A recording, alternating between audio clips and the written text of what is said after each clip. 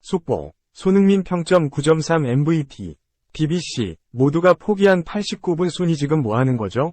모두가 기다린 원맨쇼 7만관 중 아연실색하며 입 다물지 못한 진짜 이유 디귿. 손흥민, 32. 토트넘, 위 포지션을 향한 지적이 다시 나왔다. 토트넘 호스퍼는 11일 오후 11시 영국 런던의 토트넘 호스퍼 스타디움에서 열린 2023-2024 시즌 프리미어리그 37라운드 벌리와 맞대결을 펼쳐 2에서 1짜릿한 역전승을 거뒀다. 이 경기 결과로 토트넘은 승점 3점을 추가, 63점, 19승 6무 11패를 기록. 4위 진입의 신락같은 희망을 살렸다. 나란히 36경기를 소화한 4위 아스톤 빌라, 승점 67를 승점 3점 차로 추격했다. 반면 반드시 이겨 강등을 막아야 했던 19위 버니, 승점 24는 강등이 확정됐다. 토트넘은 4-2-3-1 포메이션으로 나섰다. 손흥민이 최전방에 자리했고 데얀 쿨루셉스키, 제임스 매디슨, 브레넌 존슨이 공격 2선에 섰다. 이브 비수마 파페사르가 중원을 채웠고 올리버 스킵, 니키 반더 벤, 크리스티안 로메로, 페드로 포로가 포백을 꾸렸다. 골문은 굴리엘모 비카리오가 지켰다. 선제골은 벌리의 몫이었다. 전반 24분 브룬 라센이 중원에서 찔러준 침투 패스를 박스 오른쪽에서 잡은 뒤 골키퍼와 1대1 상황에서 침착한 슈팅으로 득점을 뽑아냈다. 이내 토트넘이 경기를 원점으로 돌렸다. 오른쪽 측면을 파고든 포로가 박스 안 오른쪽에서 속도를 살려 강력한 슈팅을 시도했고 공은 그대로 골망을 흔들었다. 전반전은 1에서 1로 마무리됐다. 후반전도 팽팽했다. 벌리가 토트넘의 골문을 두드렸다. 후반 11분 오도베르가 박스 모서리 부근에서 토트넘 선수 2명을 볼 터치 2번으로 벗겨낸 뒤 골대 정면을 보고 힘껏 슈팅을 시도했다. 하지만 주먹 하나 차이로 골대 위로 향했다.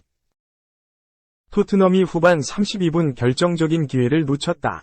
손흥민이 골을 만들어주다시피 했는데 존슨이 찬스를 살리지 못했다. 벌리의 왼쪽을 파고든 손흥민이 문전으로 크로스를 올렸다. 이를 보고 존슨이 달려들어 발을 갖다 댔지만 공은 야속하게 골대 옆으로 향했다. 3분 뒤 사르가 골문 빈 공간을 노리고 찬 슈팅마저 무리치의 슈퍼세이브에 막혔다. 기어코 토트넘이 결승골을 뽑아냈다. 후반 37분 반 더 벤이 아크 부근에서 달려가는 방향의 역방향으로 기습 인사이드 슈팅을 날려 번니 골망을 흔들었다. 경기는 토트넘의 천금 같은 역전승으로 마무리됐다. 이 경기 최전방 공격수로 풀타임을 소화한 손흥민은 슈팅 4회를 비롯해 패스 성공률 89%, 44분의 39, 기회 창출 5회, 상대 박스 내 터치 7회, 드리블 성공 1회, 파이널 서드 지역 공 투입 2회, 볼 리커버리 4회를 기록했다. 경기 종료 후 런던 지역지 풋볼 런던은 토트넘 선수들의 평점을 매겨 공개했다.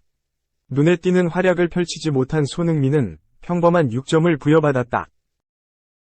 매체는 다른 선수들에게 기회를 만들어주는 데는 성공했지만 스스로는 좋은 기회를 잡지 못했으며 손흥민을 향한 패스의 질도 썩 좋지 않았다 라고 평가했다. 또 다른 영국 매체 90MIN은 5점을 부여 중앙지역에서 좋은 기회를 얻지 못했으며 윙포워드로 출전할 때 훨씬 효과적이었다 라고 평했다. 가장 높은 평가를 받은 이는 역전골의 주인공 반더 벤이다. 풋볼 런던은 반더 벤은 후방에서 뛰어난 수비를 펼치며 상황을 해결했고 왼쪽 후방으로 침투하면서 안쪽으로 치고 들어와 골키퍼를 무너뜨리는 결승골을 기록했다 라고 평가. 10점 만점에 9점을 부여했다. 90MIN은 8점을 부여했다. 매체는 너무 높이 전진했지만 그 외엔 흠잡을 데 없었다. 또 다른 훌륭한 골로 토트넘을 수치스러움으로부터 구했다.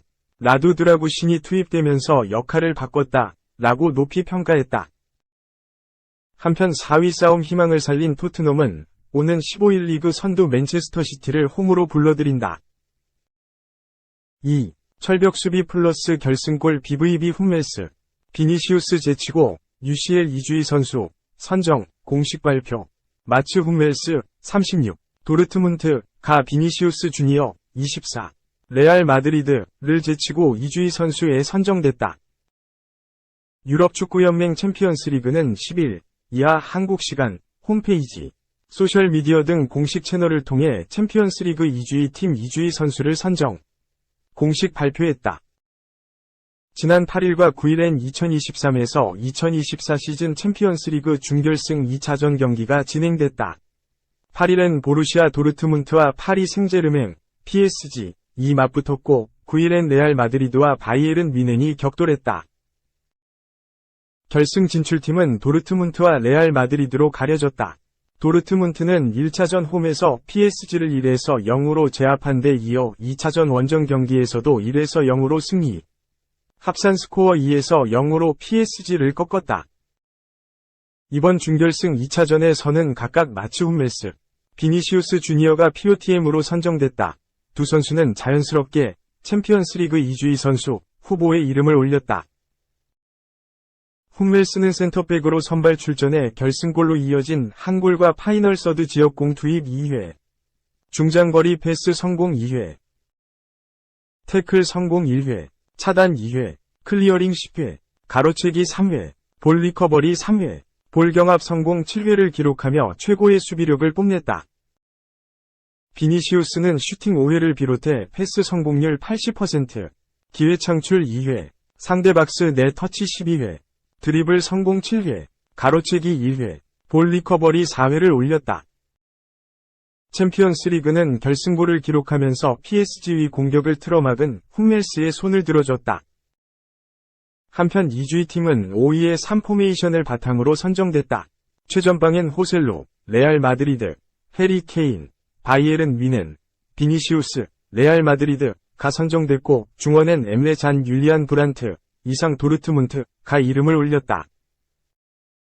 수비엔 알폰소 데이비스, 바이에른 뮌헨, 이안 마트센 니코 슐로터백 마츠 훈멜스 율리안 리에르손, 이상 도르트문트이 선택받았다.